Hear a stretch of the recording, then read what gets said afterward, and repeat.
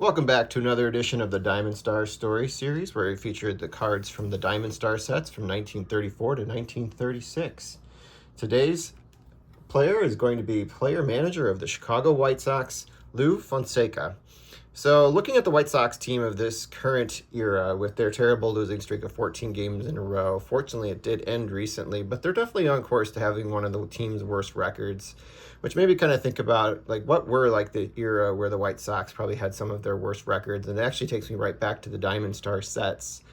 And their manager here, Lou Fonseca, is featured here as a player manager who was the manager over the team in 32, 34, and 33 and 34. We'll talk about the success of those teams under his management and what he did after his career, but let's first kind of like introduce you to the player himself. So this is actually towards the end of his playing days. I'm sorry about the glare. It's actually kind of really sunny behind me today, even though I'm trying to block it, but it's definitely creating some challenges with the filming. So let me see if I can put it a little closer to the camera. So here's the Diamond Star card of Lou Fonseca. Lou Fonseca was a first baseman, second baseman, left fielder who actually began his professional career in the minor leagues in the Pacific Coast League. He was born in Oakland, California, and he was recruited by the San Francisco Seals, and he played there until he was brought into the major leagues, where he debuted with the Cincinnati Reds in 1921. From that point on, he had a 12-year playing career in which he played for the Reds, the Phillies, the Indians, and eventually the White Sox, as you kind of see here pictured here. With the Indians, he had probably his best season, where he actually was the 1929 MVP because he led the league in hitting at .369 and drove in 103 RBIs. That was coming off a year where actually he broke his leg, but the following season in 1930, he actually broke his arm, which kind of limited his career too, and it was actually acquired by the White Sox in 1931. Some other highlights as a player: he actually was a six-time player where he was actually able to bat over 300, which was one of the interesting things about him, but probably most importantly, so we kind of look at the back of the card as well, is during his time with Cleveland, he actually was recruited to be a part of a film. The film called Slide, Kelly Slide in 1927. He was an extra as a baseball player in that film, but he became very intrigued and very curious and began to pick up the hobby of filming himself. And he actually bought his first camera during that time, and he used that camera often to be able to analyze his swing, that of his other teammates as well as opponents, when he was able to get film of them as well. And that hobby just began to grow for him, as we'll talk about further, and drew into a career after his playing days.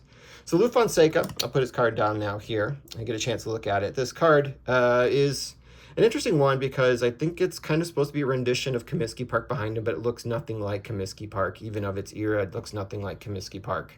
But he is wearing the baseball uniforms of that era, as you can kind of see here featured here, where it had the bat with the baseball, who had the SOX imposed over both. The hat does not fit, so I don't know if this was a hat he wore to be the quote-unquote skipper. So that's kind of a little bit intriguing as I look at that. The back talks about a little bit about fielding and how to be able to kind of like help keep runners on base and things like that with how close you play to the bag. It has his 1933 stats on here, in which he batted 203. As you kind of see at the top of the card, it mentions him being 34 years old. There's actually a corrected one that mentions him being 35 years old. So it was something that was a little bit of an error that happened with the card at that point. And I don't think he was released again in the later editions, so it was only a 34 release. So this would be the first release of the cards, which I think goes through card number 22, if I'm not mistaken. Some other things about him as he transitioned into management. He was actually, in 1931, the White Sox fired their manager, and Charles Comiskey, who was still around at this point, who was still trying to somehow put together a competing product on the field, was really bad glare on that one too. Here's a picture of Charles Comiskey. I'll put it back in the background. Went ahead and promoted Lou to be their manager at that time, their player manager in 1932. And that season, they were horrible. They were 49 and 102. In those days, it was definitely difficult to lose 100 games because you played less games at that point. And so they had a terrible record. So he went to, obviously, Comiskey at the end of the season and was given permission to be able to spend some money to bring some players in.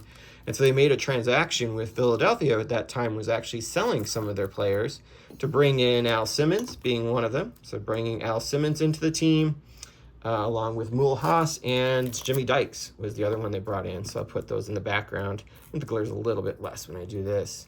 So then in 1933, he had those 3 players added to his roster, along with some aging pitchers that were in the Hall of Fame at that point, but were kind of becoming ineffective, like Ted Lyons and Red Faber. And he had a young player who's on the roster at that time, Luke Appling, who haven't really established himself just yet as being a really good ball player, as he was a part-time player as he came up.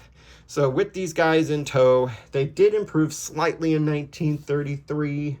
There were 67 and 83, so it was an 18-game win improvement, but nothing too staggering to kind of say that this is my guy long term. And then as the 1934 season began, he had a 5-game losing streak at one point early on in the season. At that point, Charles Comiskey said, "All right, Lou, you're out." And so he was fired, and that actually ended his career in the major leagues. So what did he do in his retirement? So as I mentioned, he was really into playing with his camera, and he actually had a really good voice as well. So he was kind of known throughout his career as somebody who would sing a lot during their time away from baseball. But he also really got involved with radio broadcasting, and he quickly moved into the radio booth with Charlie Grimm and broadcast both Chicago White Sox and Chicago Cubs games locally. He did that for many years, and he was also still trying to figure out how can I use this camera more often. And at some point in, I believe it was the late 30s, early 40s, I don't know the exact date, somebody will probably know this for sure, he wanted to kind of use these cameras and kind of devise a scheme to kind of figure out just how fast this young guy from Cleveland was pitching. And, Lou Fonseca actually was the brain kind of behind putting together that famous film of Bob Feller, as you see pictured here, in trying to throw his fastball faster than a motorcycle. So this actually took place in Chicago, actually in Lincoln Park, where they had the Lincoln Park Zoo. So they had, obviously, at that time, if you've ever seen the video, he had 2 large screens, if you will, that were intended to have the ball go through and the motorcycle go through. And he had a camera on the back of it, and he had a camera in the front where it was pitching, or it was filming both Bob Feller throwing the ball, but also the motorcycle passing. The idea was for Bob to release the ball about the same time the motorcycle was passing him. And at that time, they kind of estimated that the motorcycle was going about between like 86 to 87 miles per hour as it began to pass Bob Feller, who then released the ball. So then you see the ball continue to go on towards the screen as well as the bike, and the bike goes through it from that one film angle. And on the other side, if you turn it around, you're able to then, quote unquote, judge which got there first, and you saw the ball slightly getting there and breaking through the screen before the motorcycle did. At that time, they kind of estimated his pitch maybe was about close to 100 miles an hour. And there's been some debate at that time, since that time, to kind of see just how fast Bob Feller threw that ball. But anyway, like the brains behind that actually was Lou Fonseca, which I thought was really interesting.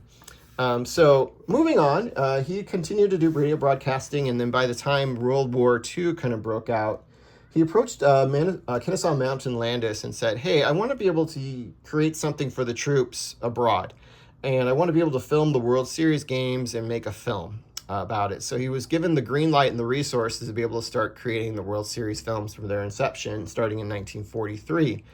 And he not only filmed and edited them, but he also was the narrator for many of these films, especially during 1949 between 1953 as well as 1955 through 1958. So I'm going to give you a link to one of those World Series films to get a chance to actually hear his voice, and you kind of see some of his product if you ever want to watch it. So a lot of that film we have from the World Series or from baseball in the 1940s and the 1950s comes from World Series games, and it comes from stuff that Lou Fonseca himself was one that actually was filming. So he was somehow involved with the World Series films all the way through 1969. And then he also spent some time also being a hitting coach for the Chicago Cubs for many years. Also was known to be a pretty accomplished singer too, as I mentioned before, so he would often kind of be seen singing around town. But he lived to have a pretty long life. He lived to be 90 years old and passed away in 1989 in Ely, Iowa, is where he passed away, and it actually is buried here locally in Des Plaines, which is a suburb of Chicago.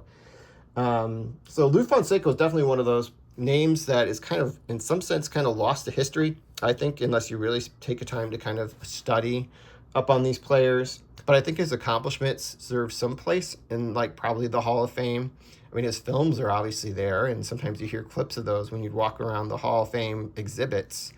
But the guy who actually put those things together sometimes doesn't get like maybe the notoriety and the credit that maybe he earned and deserved during his time post-playing career as a player manager.